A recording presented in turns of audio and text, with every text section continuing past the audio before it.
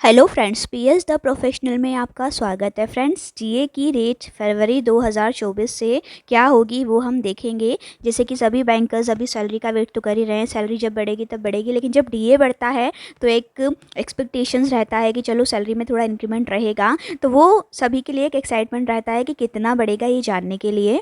इस बार फरवरी में डीए की रेट क्या होने वाली है, क्या कुछ अच्छा इंक्रीमेंट देखने को मिलेगा, तो चलिए देखते हैं। ये सारा कैलकुलेशन होता है सीपीआई इंडेक्स के बेस पे।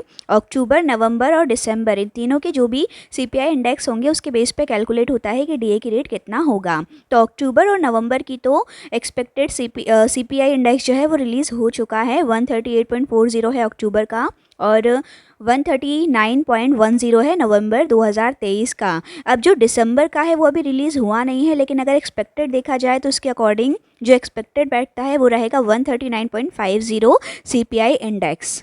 कैलकुलेशन के लिए इन तीनों का एवरेज निकालना होता है, तो यदि इन तीनों का एवरेज निकाला जाए तो ये बैठेगा 139।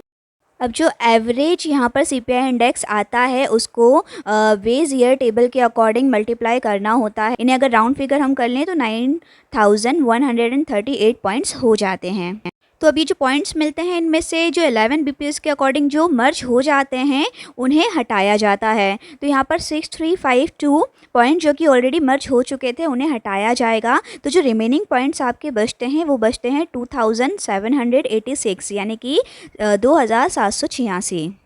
अब हमें इन पॉइंट्स को स्लैब में कन्वर्ट करने की ज़रूरत है। स्लैब में कन्वर्ट करने के लिए इसे 4 से डिवाइड करना होता है। जैसे ही आप 2786 को 4 से डिवाइड करेंगे तो हमें जो स्लैब्स मिलेंगे वो मिलेंगे 696.50 स्लैब्स। तो इस बार जो एक्सपेक्टेड डीए है उसके अकॉर्डिंग स्लैब्स जो हमें मिलते हैं वो तो मिलते हैं 696.50 स्लैब्स।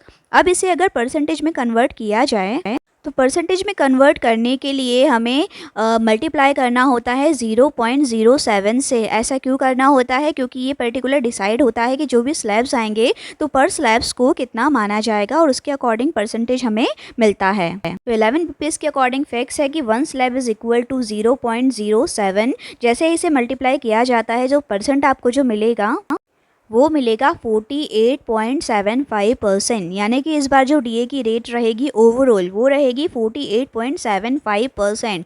यदि हम इसे इंक्रीज़ के हिसाब से देखेंगे तो आगे समझेंगे कितना इंक्रीज़ आखिर हो रहा है। ओवरऑल डीए तो आपको 48.75% मिलता है। यदि एक्सपेक्टेड सीपीआई इंडेक्स इस बार का रहता है 139.50, बट हम एक एक्सपेक्टेड ये भी देख लेते हैं कि यदि 139.50 ना रह के यदि 140 रह जाता है सीपीआई इंडेक्स तो डीए में कितना अंतर आएगा। अगर दिसंबर का सीपीआई इंडेक्स 140 मानकर चला जाए तो भी ओवरऑल कैलकुलेशन जो हम लगा चुके हैं उसके अकॉर्डिंग डीए की जो रेट आपकी फिर बनेगी वो बनेगी 48.93%। यानी कि तो भी ये 49 क्रॉस नहीं कर पा रहा है। अगर हम बात करें प्रीवियस डीए जो ऑलरेडी यहाँ पर सभी बैंक एम्प्लॉयज़ को मिल रहा है तो वो है 48.51%। यानी कि जो आपका ऑलरेडी नवंबर से जनवरी तक का डीए चल रहा है वो 48.51% दिख रहा है। इसके अकॉर्डिंग यदि आप इंक्रीज़ यहाँ देखें इस बार डीए का तो आप देखिएगा कुछ खास नहीं है। यदि 139.50 सीपीआई इंडेक्स हम लेके चल रहे हैं तो भी आपको 48.75 आ रहा था, और यदि यहाँ पर हम 140 लेके चलें तो भी 48.93 आ रहा है। यानी कि अप्रॉक्स 1% भी डीए इस बार नहीं बढ़ पा रहा है। तो जो इस बार एक्सपेक्टेशंस था कि सैलरी में क्या बढ़ेगा, तो सैलरी तो ओवरऑल 12 बीपीएस के अकॉर्डिंग अभी बढ़कर नहीं मिलने वाली है और इस बार आपको डीए भी कुछ खास बढ़कर नहीं मिलने वाला है। जो सैलरी ऑलरेडी आपको मिल रही है बस आपको वही मानकर चलना है, क्योंकि इस बार जो इंक्रीज सैलरी में होगा वो आपको ज़्यादा कुछ खास समझ में नहीं आने वाला है। आई होप आपको वीडियो पसंद आया होगा। बैंकिंग से रिलेटेड सारे वीडियोस पाने के लिए चैनल को सब्सक्राइब ज़रूर करें। Thank you for watching my video.